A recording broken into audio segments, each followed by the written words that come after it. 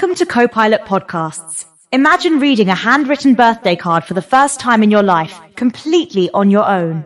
Today, we're exploring how artificial intelligence is revolutionizing life for blind users, from reading street signs to navigating busy streets, all through the power of AI.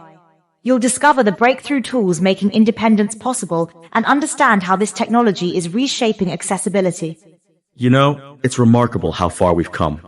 In 2025, we're seeing AI tools that can literally describe the world in real time to blind users. Can you give us some examples of these tools?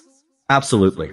Let's start with Microsoft's Seeing AI. It's completely free and can read text, identify people, and scan scenes in real time. Free? That's incredible. Yeah, and that's just the beginning. There's also Be My Eyes, which now includes GPT-4-powered AI assistants alongside human volunteers. It can help with everything from reading labels to navigating user interfaces. You know, it's fascinating how this technology has evolved. Did you know that back in 1824, Louis Braille invented his alphabet at just 15 years old? That's such an interesting parallel because just like Braille revolutionized reading, AI is revolutionizing how blind users interact with the world today. What makes these modern AI tools so effective? Well, according to recent research, there are several key features. First, voice control. Everything needs to be hands-free and hassle-free. Makes sense. Then there's visual interpretation, AI that can actually see and describe the world. And importantly, these tools need to work offline because internet isn't always available. I've heard about some pretty advanced tools in this space. What about those smart glasses I keep hearing about? Ah, you're thinking of the Envision glasses. They're amazing. They combine smart glasses with AI for mobility, sign reading, and real-time environmental understanding.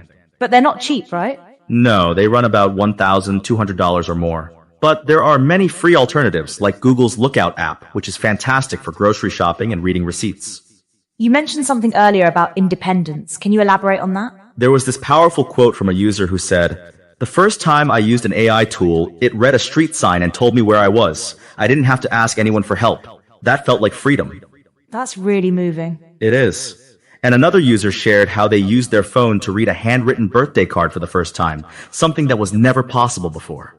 Speaking of possibilities, what role do AI assistants like ChatGPT and Gemini play? They're actually becoming crucial tools. They help with summarizing text, writing, and answering queries. They're particularly useful because they integrate well with screen readers. That reminds me of how Bell Labs developed the first electronic hearing aid back in 1916. We've come so far with assistive technology. Exactly. And now we're seeing AI that can understand context and provide natural conversational assistance. What about privacy concerns? That must be important when dealing with personal information. That's a crucial point. The best AI tools are designed to be privacy-focused. Your data should stay private, even when using visual interpretation features. How are these tools changing education for blind students? According to recent research from the University of Bristol, AI is creating more personalized learning experiences. It's helping students access educational content independently. That's fantastic. And it goes beyond just reading text. These tools can describe diagrams, graphs, and complex visual concepts in real time. Are there any challenges that still need to be addressed? Yes, the American Foundation for the Blind recently released a report highlighting several key areas. One major concern is ensuring AI decisions in employment are properly audited. What do you mean by that? Well, we need to make sure AI systems aren't introducing new forms of bias against people with disabilities, especially in hiring processes. That makes sense. What else did the report highlight? They emphasized the need for more diversity in the tech industry workforce to better recognize and address AI bias. Interesting. How do you see these tools evolving in the future?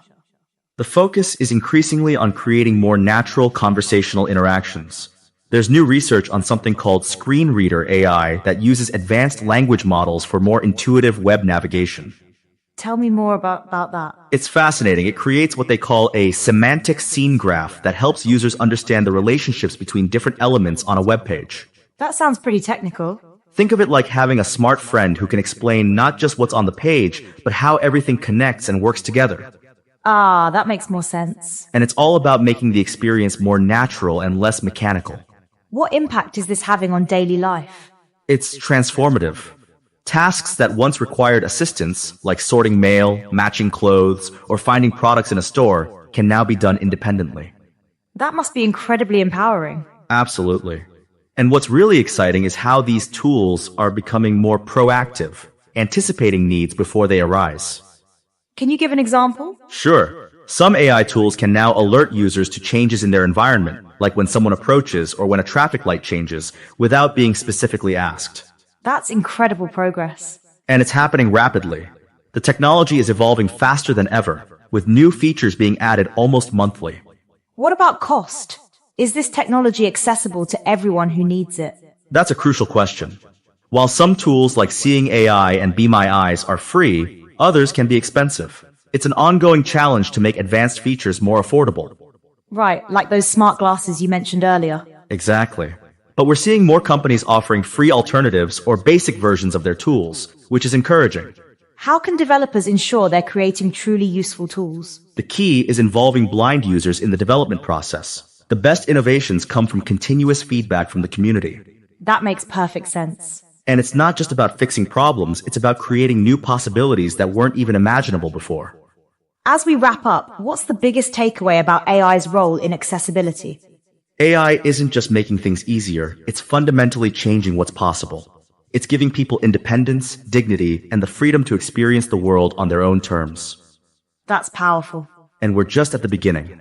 The future of AI accessibility is incredibly bright. Well, that brings us to the end of today's episode of Copilot Podcasts.